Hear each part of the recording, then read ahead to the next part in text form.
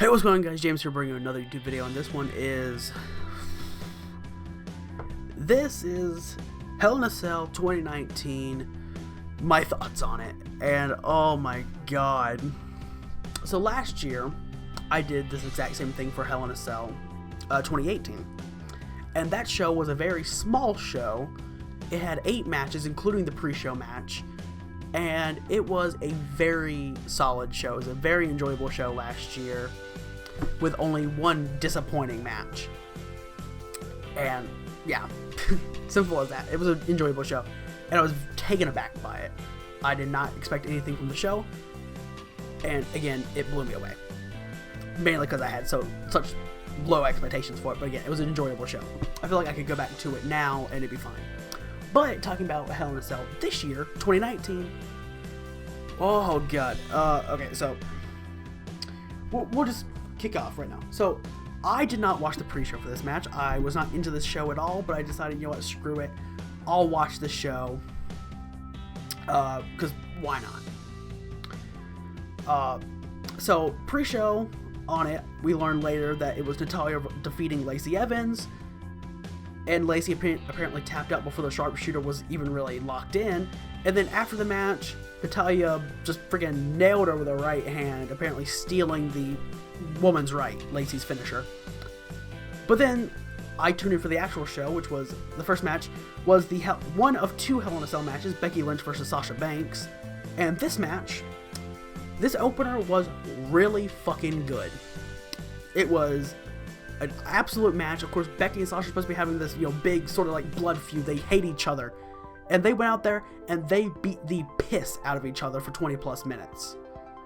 Simple as that. They straight up beat the piss out of each other, beat the brakes off each other. And they were covering all sorts of like cool creative spots. We saw like very cool meteoras. We saw Becky prop Sasha up on a freaking chair being held up by kendo sticks on the cell wall and freaking run off the apron and nail her with a single leg drop kick, causing Sasha to freaking like just be pushed backward into the corner of the cell. It was really good. They brawled immediately from the start, brawling outside the ring and forcing the cell to not be able to be lowered at first. Again, it was just a straight up good match. You could tell that in terms of the characters, they don't like each other, and again, they just beat the piss out of each other.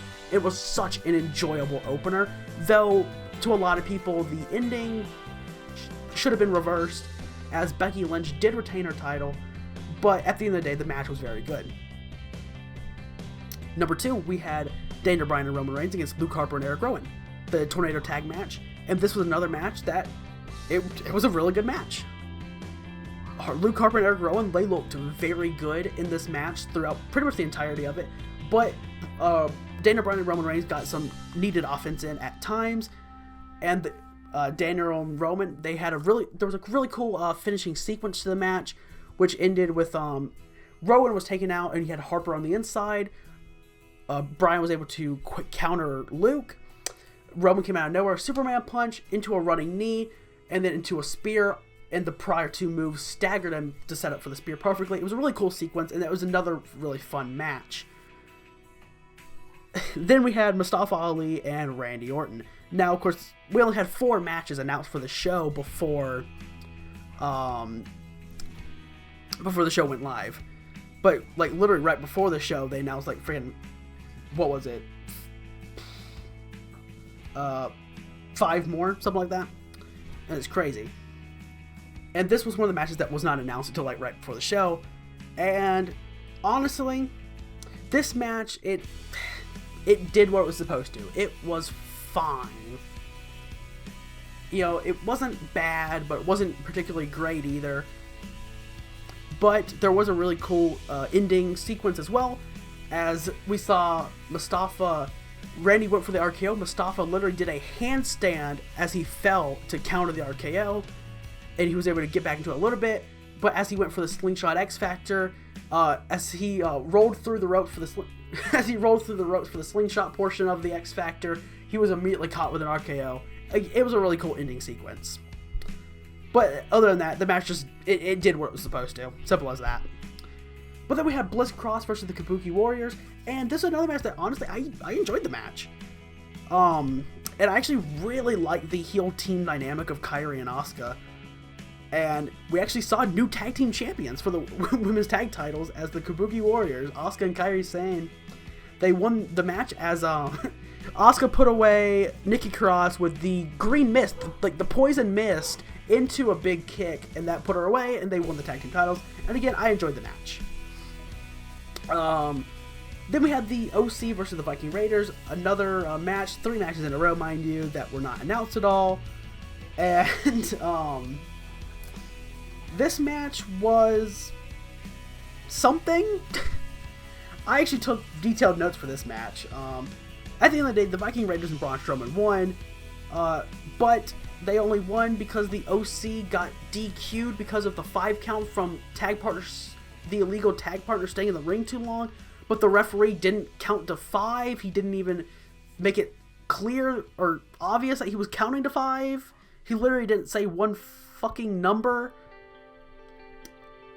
But he called the match off because apparently the club were in the ring too long. So that was a super deflating ending. But then the OCs just started beating people up like they used to beat up John Cena. But at the end of the day, Strowman would end up standing tall as he apparently is now using Big Show's WMD, the KO punch, the weapon of mass destruction, as he just caught Styles out of midair with it. And granted, it looked really good, but it's a right hand. It's a right hand out of midair. There's not a lot of ways you can screw that up. It looked good though, and it was super deflating. Like, the match itself was pretty okay. It was fine for a 6-man tag match, but it was just fine. But the one good thing that comes out of this is the way AJ was selling the fact that he was apparently knocked out by Braun's right hand, Braun using the WMD. The way AJ sold that, he made it look like $1 million. I will give AJ Styles credit there, even if I have not been a fan of like AJ Styles matches in WWE since like 2017. He made that look like $1 million, and he's really helped sell the fact that Braun can make the KO punch look good. So that's fine. Then we had a sort of match next where it was a Street Profits segment. They were doing their thing. That was pretty cool. But then Carmella showed up, and Tamina showed up, rolled her up, and Tamina finally won her first title in the WWE as she was another female 24/7 champion. So there's that. So that was interesting. And that's really all there was to it. Tamina rolled Carmella up in a Street Profits segment, won her first title in WWE. She left, and R-Truth and Carmella went separate ways in the back to try and... Well, actually, no, they didn't go separate ways. Carmella ended up going the same way R-Truth did, as they tried to find Tamina. But yeah. Then we had King Baron Corbin versus Chad Gable, and no, I'm not going to say he's short. I'm not going to say that. I'm not going to call him short. That is not his name. His name is Chad Gable, and anyone that says he's short can go fuck themselves. Anyway, now that my little anger rant is done, this match, it was a good match. I mean, it was a good match. It was perfectly fine. The only problem is it really felt like Corbin and Gable told the story that they needed to tell. So there was like no heat for the match at all. Like, the crowd wasn't really excited for it, and the crowd just did not get into the match at all until like the later stages of it, when Gable really started get quite a bit of offense in. But it was a good match nonetheless. But I mean, Baron Corbin looked really good throughout the entirety of the King of the Ring tournament. Gable's one of the freaking best athletes they have in WWE right now. So yeah, I mean, it was a fine match. But Gable was actually able to catch Corbin off guard as he tried to cheat and use his scepter. He rolled him up, got a win. And then, oh my god, sometimes WWE just fucking sucks. As they had Greg Hamilton immediately announce him as Shorty G. It's like, oh my god. Like, oh my god. Anyway. But then we had one of the final 2 matches, and this was also the third of the 4 matches that were announced actually quite a bit before the show, and that was Charlotte versus Bayley. Before this, though, we got our typical pan through the crowd of, or pan through all of their announcers, and then Tamina showed up, Mela and Truth showed up. Tamina tried to freaking hold Funaki hostage, and yeah, Tamina tried to hold Funaki hostage. We had a little stare down between Funaki and R-Truth, and then Tamina turned around to a Mela kick, and Mela told Truth, pin her. And Tamina's first WWE title reign right now is her only WWE title reign, or title reign in WWE, and R-Truth is the 24/7 champion again. Yeah, that happened. But then we got to Charlotte versus Bayley, and this match was fine. Like, it did what it was supposed to. I wasn't really into this match, but it wasn't a bad match by any means. It really wasn't. But the only thing to come out of it was Charlotte won the title with the figure 8.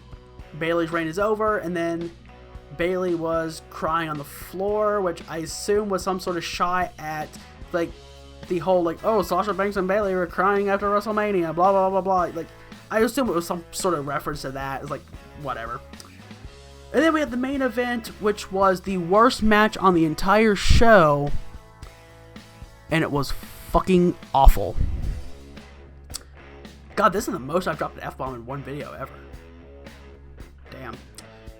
Yeah, this match was freaking awful. It completely brought the show down. Like, okay, so here's the thing. If there was no Fiend versus Bray Wyatt match, if there was no Fiend versus if there was no Fiend versus Seth Rollins match, my bad. If there's no Fiend versus Seth Rollins match, just remove it entirely from the show, and they restructured the card a little bit. This show honestly would have been pretty. This show honestly would have been pretty good, actually, like, all things considered. But no, this match is like, and here's the thing, right? So this match started off pretty good. Now, something was off immediately, as they had, for this Fiend match, the entire arena was lit up in red lighting. Now, if you've never seen Kane's first official match at, his first official match at Survivor Series 97 against Mankind, Kane used to wrestle in red lighting in throughout the arena. Gotta think of that. Like, this friggin' red lighting, which is weird because, like, you had the red cage as well, the red cell. But, like, either way, the match actually started off pretty fine. But then it quickly devolved into nothing but curb stomps. Though, Bray Wyatt used a mallet. That was the thing, Bray Wyatt used a mallet. And, like, yeah, it quickly devolved into nothing but curb stomps, Bray no-selling, until eventually he was hit with so many curb stomps that he began selling and overselling to the point where, like, he was essentially dead. And then Seth started like constantly unprotected headshotting him with chairs, with ladders, with sledgehammers, with a toolbox, stacked everything, and then smashed freaking Triple H's sledgehammer right into everything. And yeah, a bunch of unprotected headshots, which is freaking weird. I mean, the backlash that freaking AEW got for that at was it Fyter Fest? Yeah, I think it was Fyter Fest that they did the unpredicted headshot. I can't remember now. It was either Fyter Fest or Fight for the Fallen. It was one of the free shows during the summer. But yeah, they did that, and as soon as he swung the hammer onto everything, onto the Fiend, the referee stopped a Hell in a Cell match. Like, what the actual fuck? Literally anything can happen in Hell in a Cell. Mick Foley was thrown off of the cell, was being stretchered out, but the match never ended in 1998.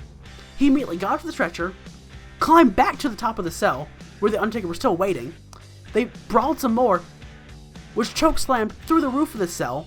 The match kept going until the point where eventually he lost. But the match was never stopped. Come on now. come on now. Like, seriously. And then, oh my god. Yeah, so that was awful. But guess what? The cell was lifted. Medical personnel were surrounding the Fiend just for Rollins to freaking stand over him. And turns out he was playing dead the whole time and immediately applied the mandible claw. And then he started beating him up on the outside. Then Sister Abigail on exposed concrete. And then mandible claw again on the outside. Which, by the way, the mandible claw, it's actually intended to attack a nerve under your tongue. And Seth was essentially puking up blood as the mandible claw was applied.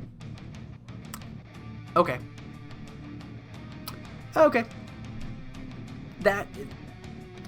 Yeah, okay, so it was awful.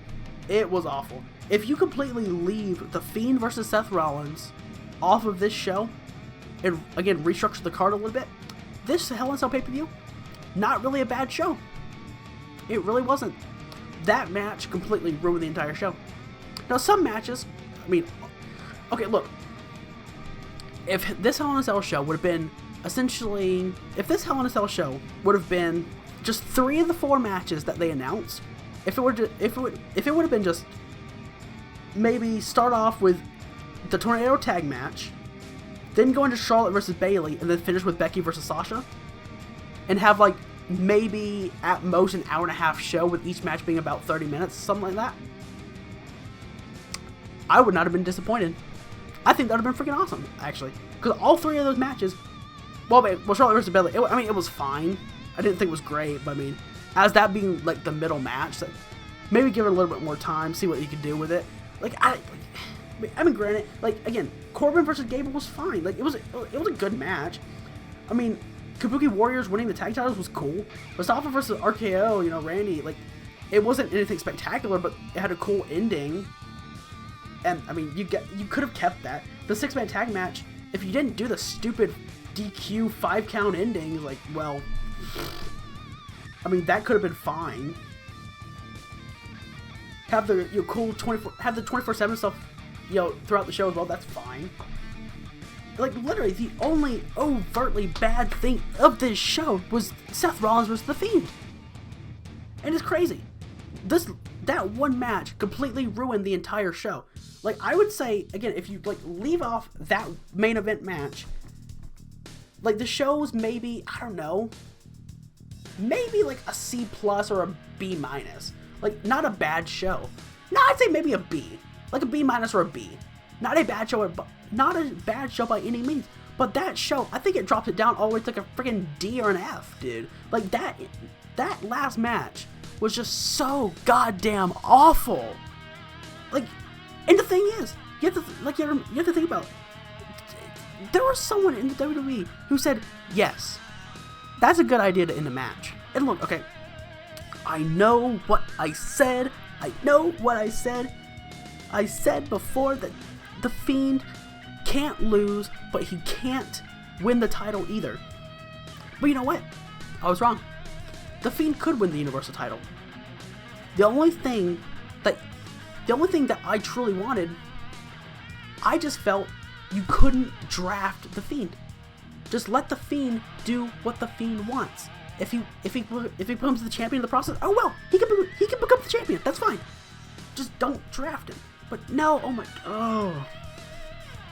By the way, another thing I hated about this match was the fact that it did devolve at some point into nothing but curb stomps. Because if you know one of the last videos that I uploaded, in fact, at this point, the time I'm recording it is the last video I uploaded, which was me saying that I'm no longer doing TGC predictions unless I'm actually interested in a show. So, yeah. And I vacated the TGC Prediction Championship. So, again, here's the thing. I literally went on a rant in that video where I said that, like, I am so sick and goddamn tired of a move called the curb stomp looking as weak as it does. But you have a pretty enjoyable match, but then you have a move called the fucking curb stomp look very weak, with it taking 4 curb stomps to put away Braun Strowman. But the curb stomp, I mean, it's like, I feel like we all know what an actual curb stomp is, so a move in wrestling called the curb stomp shouldn't look weak even against a monster. I don't know, like, that took away to my sales. It's like, especially when, like, they made such a big deal of bringing the curb stomp back, you know? It's this move that was banned, and they brought it back, and it's cool. And they made such a big deal about that, and but ever since Rollins started facing Lesnar this year, it's taken like 3, if not 4 curb stomps on everybody, it feels like. And I know that's not true, but I don't watch Raw and SmackDown and blah, blah, blah. But still, like, on big shows, big matches, it only takes it takes like freaking 3 curb stomps on everybody, and that sucks, especially when Seth Rollins does have a deep moveset. He's not the best wrestler in the world, despite what everyone in WWE wants you to believe. He's not the best wrestler in the world, but he's a very, very good wrestler, and he does have a deep moveset, so you shouldn't need to base your match around nothing but finishers. That's one of the reasons why I hated John Cena versus The Rock's rematch. While initially I didn't want the match at all, I wasn't as opposed to as other people, but once you actually get the match, or once we actually got the match, it's like it's nothing but countering the AA, countering the rock bottom. Cena tries to do the people's elbow, but this time he fakes him out, catches the rock, blah, blah, blah. You know, it didn't feel like a good conclusive match to this, at that time, 3-year rivalry. And the fact that Rollins versus Lesnar technically started at WrestleMania 31, when Rollins cashed in the Money in the Bank, you know, the heist of the century, which is still an awesome moment, and still one of the best calls from Michael Cole ever. It just didn't feel, you know, the match that they should have had, you know, this big feud-ending thing at SummerSlam should have felt conclusive, and it didn't. And of course, getting back to Clash, I just don't feel like a move called the curb stomp should be looked like. I don't think it should take 3 curb stomps to finish somebody off. Again, especially since we know Rollins has such a deep moveset anyway. I mean, imagine how epic it would be to see Rollins somehow, like, lift Strowman up just enough to nail a God's Last Gift or something. Like, that'd be epic. And again, we saw a cool move through the announce table, and we saw freaking, like, the pedigree come back, but then the pedigree is used as a signature as to immediately go into the curb stomp, the 4th one to win. It's like, oh, okay, but that then in turn makes Triple H's pedigree look weak, and I don't know. Like, I'm definitely looking too much into it. I'm definitely reading too much into it, but that happens all the time. I don't know. That was a massive tangent, and this video is already longer than I wanted. Oh my god! And we saw like freaking like what 10 plus curb stomps in this match, and that's not an exaggeration. Like, we saw a ridiculous amount of curb stomps, not 3 or 4 or 5, but we saw way more than that, and it's insane. Like, I can't believe it. It's like, oh my god. But again, the show on a whole, if you remove the main event, it was a fine show. Like, maybe like a B- show. Like, you could probably argue a C+. But it was not a bad show by any means. But that main event match completely ruins it.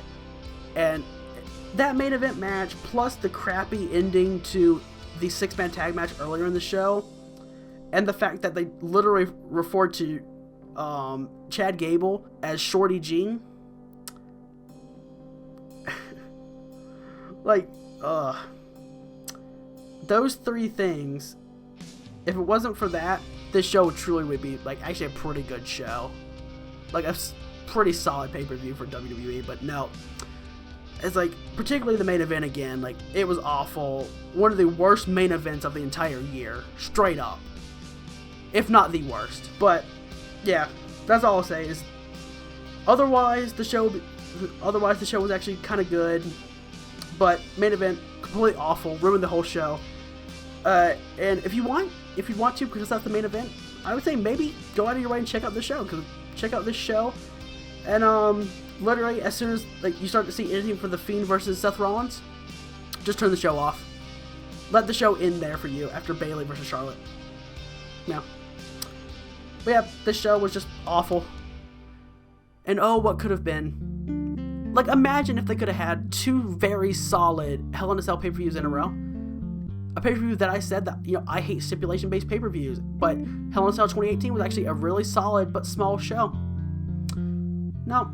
And what makes it even worse is, so with the pre-show match, Hell in a Cell 2018 had 8 matches. With the pre-show, not including the pre-show match, this show had 9 matches, right? Like, F off. I don't know. And that's saying that, and that's assuming that there wasn't 2 pre-show matches, because they normally like to do that. But I don't know. Either way. Yeah. But that's my thoughts on this. Like, let me know your thoughts if you watch the video, if you're seeing this. But until next time, I'll see you later. Bye, guys.